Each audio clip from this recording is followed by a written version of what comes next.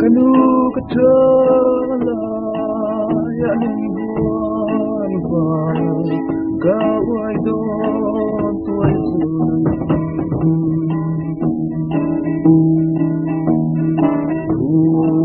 lo long di warwar silo ba samang ka chuntuhi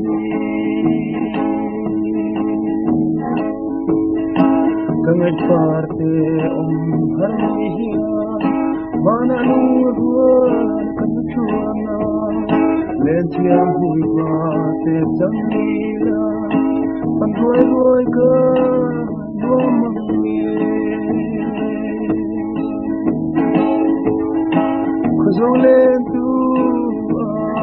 azihoyan lung ruan zar ban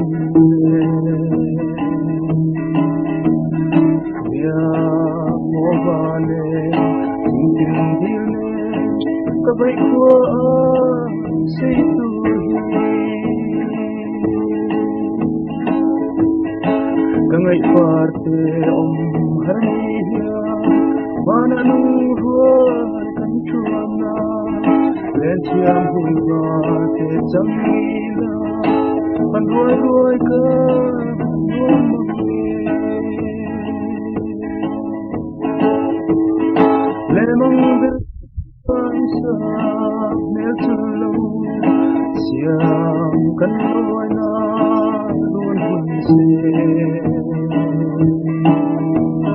halaw tentung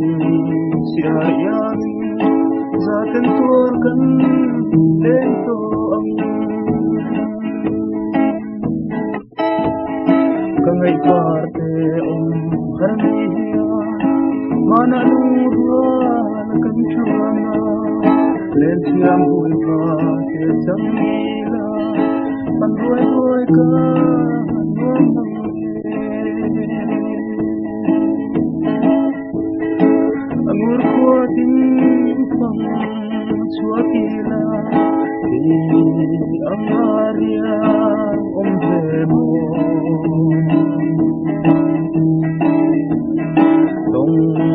ang imo san kanwame arang kabay iputurhi kangay parte harmiya mana nuruan kanchuana lensiang huiwa te jamila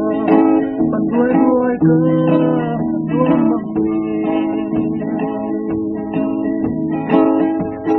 lensiang huiwa te jamila pandoi ka